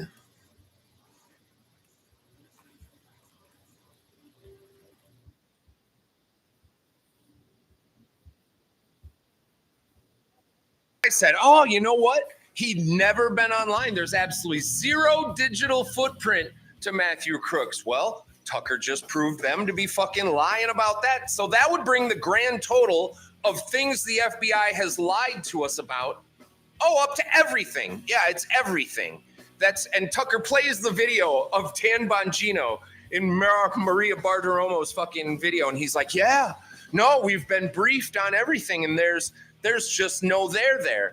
And there's a lot of there. Tucker doesn't even have all of it, and he's got so much. The shit that kid was saying online, there's no way the FBI didn't know who this motherfucker was. You know they watch what you say online, and if you're saying the shit, I can't fucking even repeat the shit that kid was saying online. Like, it blows everything else out of the water, and Tucker's like, you can see the drop-off in the activity, almost like when he had been MK Ultra'd, because clearly, dude, the explosives in the van, the kid's house being scrubbed, and it's just like this fucking Tyler Robinson. Oh, there's no fucking internet footprint for him either, right? Because, you just scrub that shit. This is what they do. They find these fucking disturbed people, and then they fucking prod them along. They find these disturbed people, and they just poke and prod, and they push them right up to and over the edge. It's not hard, right? The FBI is lying to cover up not only their own involvement, but the Secret Service involvement. The door was just open for Crooks to do this. Tucker even shows the documents that show when Thomas Crooks flew his drone up as recon. Yeah, the Secret Service had anti-drone fucking shit set up there. But magically, when Crooks flew his, they turned it off. Are you fucking kidding me? Tucker Carlson is Morpheus right now, red pilling normies like a motherfucker. except he's doing it with a goddamn fire hose. And if there isn't some accountability quick, like Dan needs to wake the fuck up. Like, what, are you not curious on your own, Dan? You're like, oh, I got briefed. The people briefing you are lying to you. How are you this fucking stupid? How come I can figure it out? But the fucking people briefing you, Dan, are fucking lying to you. Older lady. Like, you know it. You covered this shit for how fucking long, man? You were like, oh, these are all big holes. You talked about Butler, and now you're just like, no. Oh, we looked at the fucking evidence, and there's absolutely nothing there. There's no file. Like, give me a fucking break. This is all going to come to a fucking head here. It's going to keep red pilling these normies. And if there's not some accountability sometime fucking soon here, people are going to fucking snap. We're not going to pay our taxes. People are not going to follow the fucking laws. This is going to be a breakdown of society. This old control structure that's been in place for 80 years, the people that built it, they're all dead. The people that built it and knew how to use it, they're all dead. The people that are running it now don't understand how it fucking works, and they have broken it. Mainly, they didn't see the internet coming. Get right with God and be honest, or you will be destroyed. There's no way around it. We all know that Trump's lying to us. We know that fucking Cash is lying. Dan, you're fucking lying too, and you're lying to yourself, buddy. We all know what it is, and we know damn well that you know what it is. Tucker's telling everybody this fucking, go watch everything that Tucker has put out for the last week. Everything from the lines in the sky to this shit, dude. Prepare yourselves, because one way or another, there will be accountability here. We can do it the easy way or the hard way. And really, it's up to the Trump administration, because... Okay, that's enough. Sorry about that one, you guys.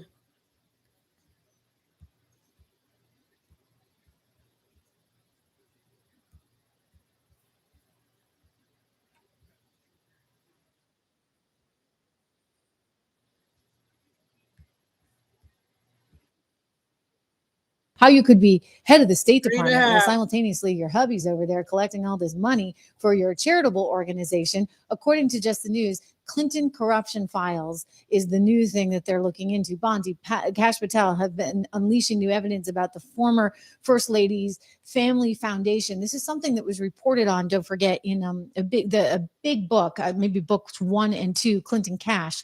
And what it looked at was sort of this relationship between some of these countries, in many cases, very dubious countries that were donating to the Clinton Foundation. The question becomes, was this an influence operation? In other words, Bill's out there saying, hey, come on in, come one, come all while Hillary Clinton is the Secretary of State for Barack Obama. Is that not messed up?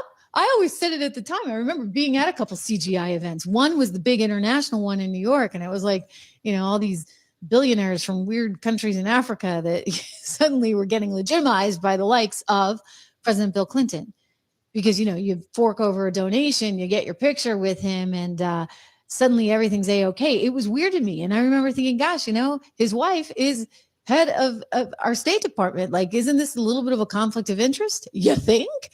Apparently, Obama wasn't happy about it. He clearly was not happy about it. But look what was going on. I mean, his vice president had his son getting a gig on a Ukrainian energy company, sketchy energy company that it was. It's now defunct, Burisma Energy, to the tune of $600,000 a year. Like, that stuff doesn't happen, you guys. You don't get a board job for $600,000 a year. It's totally insane and totally wild. But they were trying to influence policy there in Ukraine, including perhaps who was the prosecutor that was investigating them. Because don't forget, Joe Biden so proudly made sure that the Ukrainians fired the prosecutor that was investigating Burisma for all its corruption. By the way, it needed to be investigated because it was corrupt and it is now defunct.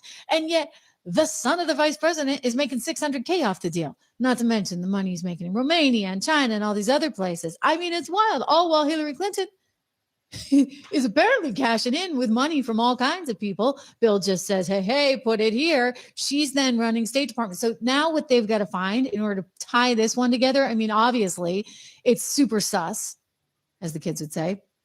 Super duper sus. But what you've got to find is the proof. Like, can you actually say that this was a quid pro quo, that somebody has an email somewhere in which so-and-so says, hey, we really need this done. and by the way, we're giving you a check for this amount, and then suddenly this gets done. That's the question there, and that's what they're going to have to answer. But apparently they have found some new evidence that suggests the family's foundation was not entirely on the up and up. Again, I could have told you that. And is it Peter Schweitzer that wrote the book Clinton Cash? I mean, I think there's like 2 installments of the book because there's that much information. Yeah, I mean, it was pretty obvious, I think, to anybody who could see things. And it's astonishing that they allowed that to go on. Truly, truly astonishing. The shutdown, astonishingly, is finally coming to an end. It's the longest shutdown in history because you had a bunch of Democrats that were just kicking and screaming and they weren't willing to do anything ahead of the elections. Okay. Another Chris one.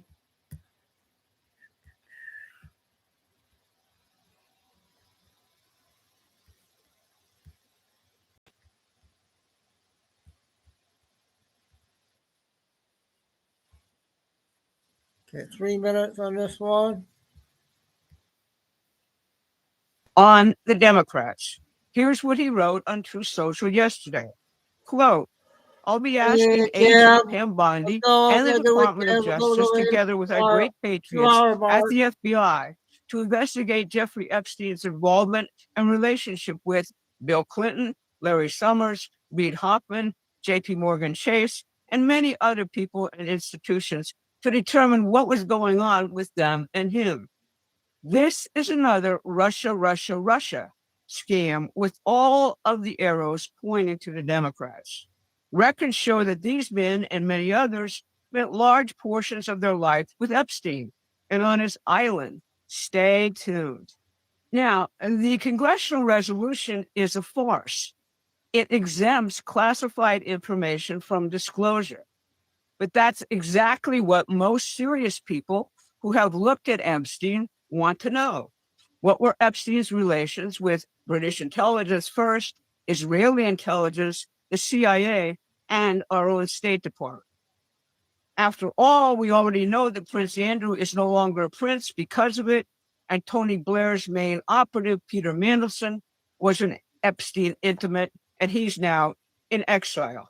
That's not to mention Ghislaine's father, Robert Maxwell, who is widely viewed as a British and Israeli spy. The investigation Trump just ordered does not foreclose the classified information releases, but the Congress discharge petition does. It bars the most important classified material. Now, Michael Wolff courted Epstein as a potential weapon against Donald Trump beginning all the way back in 2015. That's right when British intelligence started Russiagate. Wolff had become famous because of a total access biography he wrote of Rupert Murdoch in 2008. The goal of the Wolff-Epstein-Trump project was to take down the Trump presidency.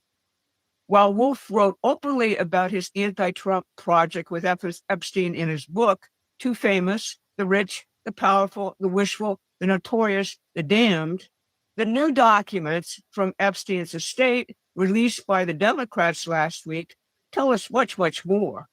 Their joint project involved attempting to blackmail Trump early in his presidency. It evolved into lying about the relationship between Trump and Epstein, which ended, after all, in 2004, in order to rehabilitate Epstein's image ahead of his 2019 New York indictment. In 2018, Epstein was working directly with Barack Obama's lawyer, Catherine Rubler, to get Trump indicted and impeached. Not exactly the stuff showing Trump somehow was involved in Epstein's crimes or covering up his activities, the line the Democrats were trying to sell. And it is like Russia, as Trump said. Now, Okay, that was part one. I got another one.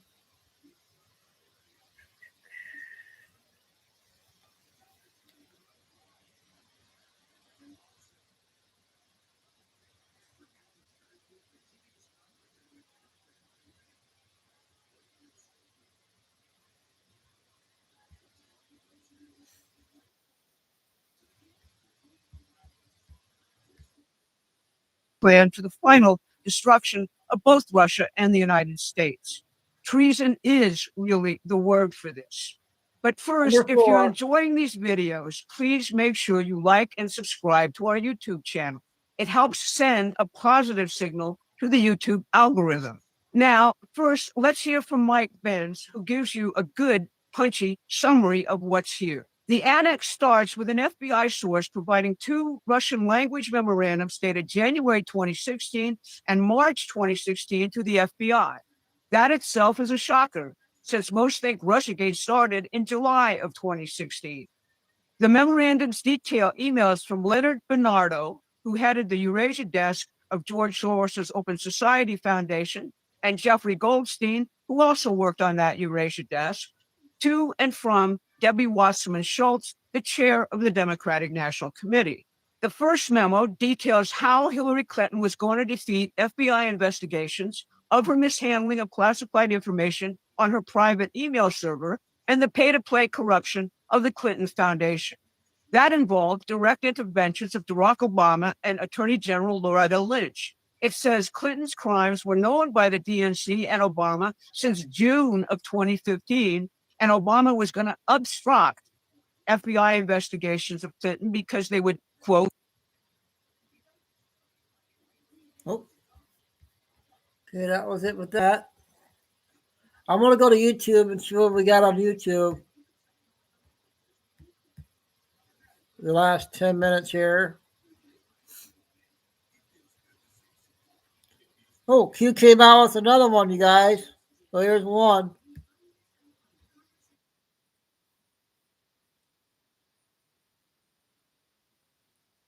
We see you out there making holiday magic. From unique traditions to cozy celebrations, Blaine's has what. What's up, family? Welcome back to Out of the Darkness. I am.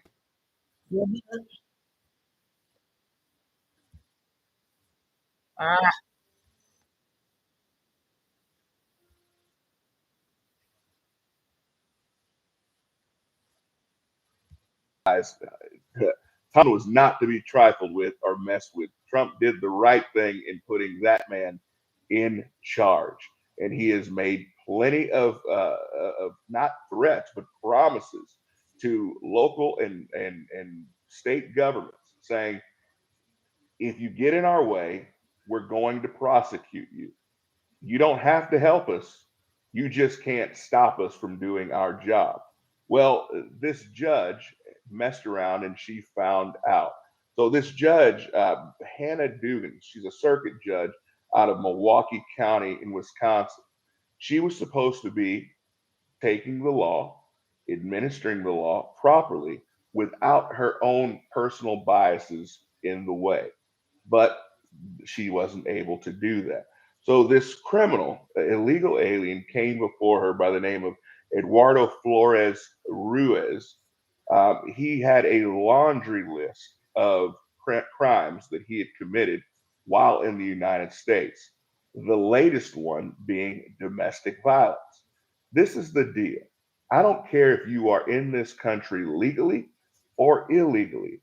You come in this country, even if it's legal, and you commit crimes, you should be punished and sent back where you came from. If you can't come to this country and behave as though you're happy and thankful to be here and abide by our laws, then there's no reason for you to be here. So Miss Dugan had the gall to sneak this man out of through the jury exit and sneak him out of the courthouse so that ICE was not able to arrest him because he was standing trial or was supposed to be standing trial for this domestic violence suit. She snuck him out so that he could evade arrest and evade deportation. Now, the interesting part about all this is that ICE and Department of Homeland Security did get their man, and he has been deported. So, yay, they were able to get their job done. But Miss Dugan thought that because she was above the law and a circuit judge, that she would have no repercussions. Well, she has now been arrested and been charged with obstruction of justice. and she's looking at up to 6 years in prison. I'm hoping and praying that they give her every last bit of that time. I don't know about you guys, but I'm absolutely overly done with these judges who are trying to do all they can to keep our country from being made safe. If you're here illegally, you have to go. I don't know why they are trying to make it as though people have a right to be in this country when they don't. I understand that there are some situations that are sad. I get that, and I totally am empathetic towards that. That still does not give people the right to be in this country when they broke the law to get here in the beginning. So I'm excited. I know there are many, many more to come, but these judges that are attempting to protect these illegal aliens from justice are finally getting what they deserve. Comment below. Let me know what you guys think about this. Okay, guys, I'm going to wrap it up. I got some stuff out tonight. Our regular intel every day. So everybody have a good work week, and anything breaks, we don't know when, where, what's going to happen. We got to keep staying together. So thanks, Kay. Bless everybody, love all. Please hit the likes. And stay safe, stay strong, keep the faith. Or by sign, the Karen sign. Never give up. And